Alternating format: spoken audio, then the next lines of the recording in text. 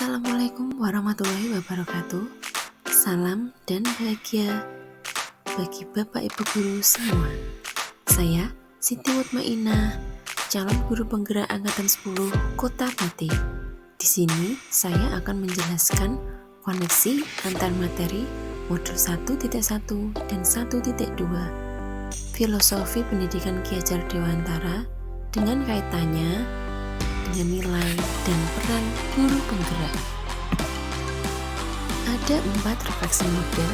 Yang pertama peristiwa, yang kedua perasaan, yang ketiga pembelajaran, dan yang keempat penerapan ke depan. Yang pertama peristiwa, momen yang paling penting atau menantang atau mencerahkan bagi saya dalam proses pembelajaran modul 1.1 hingga modul 1.2 adalah, menurut saya, momen yang paling penting atau menantang atau mencerahkan bagi saya dalam proses pembelajaran modul 1.1 hingga modul 1.2 adalah setelah mempelajari dan memahami filosofi Ki Hajar Dewantara, kita sebagai guru harus bisa menuntun murid sesuai dengan kodratnya masing-masing. Murid diibaratkan sebagai benih padi yang ditanam petani, maka petani hanya bisa merawat benih tersebut agar tumbuh dengan baik. Tetapi petani tersebut tidak dapat merubah dan menuntut benih padi tumbuh menjadi tanaman jagung.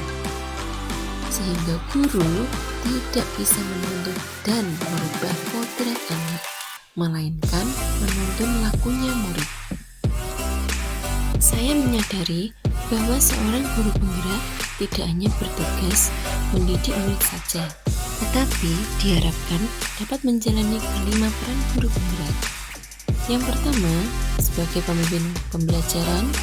Yang kedua, sebagai coach bagi guru lain.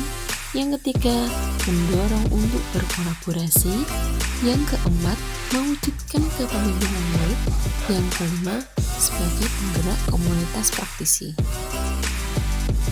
Sehingga dalam mengimplementasikan peran guru penggerak tersebut, saya harus banyak belajar dan melakukan aksi nyata untuk menguatkan nilai-nilai yang ada dalam diri saya.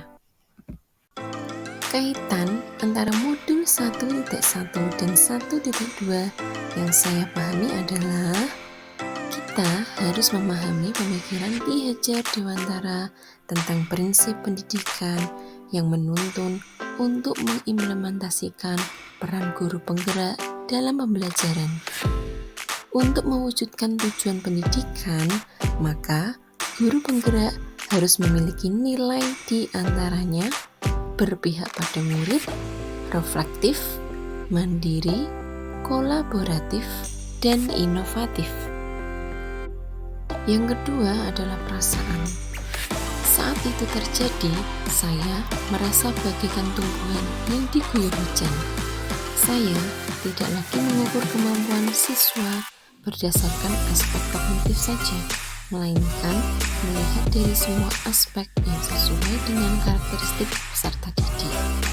Saya juga mendapatkan pemahaman menuntun murid sesuai dengan kodratnya masing-masing tanpa merasa takut gagal dalam mendidik. Yang ketiga, pembelajaran. Sebelum momen tersebut terjadi, saya berpikir bahwa saya menganggap bahwa semua murid itu sama, sehingga saya memperlakukan murid tanpa memikirkan kebutuhan belajar sesuai dengan kemampuan. Saya merasa gagal mendidik murid ketika murid mendapatkan nilai yang rendah pada suatu mata pelajaran. Maka, sekarang saya berpikir bahwa murid memiliki karakteristik yang berbeda. Maka, sebagai guru, kita harus bisa memberikan pengajaran sesuai kebutuhan murid dengan memperhatikan kodrat alam dan kodrat zaman. Murid terlahir sesuai dengan kodratnya yang memiliki minat dan bakat di bidangnya masing-masing. Karena Mendidik tidak hanya mentransfer ilmu pengetahuan, melainkan menuntun murid agar memiliki budi pekerti yang baik. Yang keempat adalah penerapan ke depan atau rencana. Apa pengembangan diri yang sederhana, konkret, dan rutin yang dapat saya lakukan sendiri dari sekarang untuk membantu menguatkan nilai-nilai dan peran sebagai guru penggerak?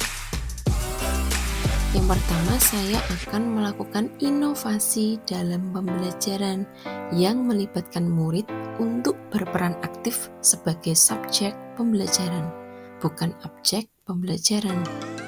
Yang kedua, saya akan melaksanakan pengindasan kepada rekan sejawat yang berkaitan dengan inovasi pembelajaran, yaitu pemanfaatan ilmu pengetahuan dan teknologi dalam implementasi kurikulum merdeka.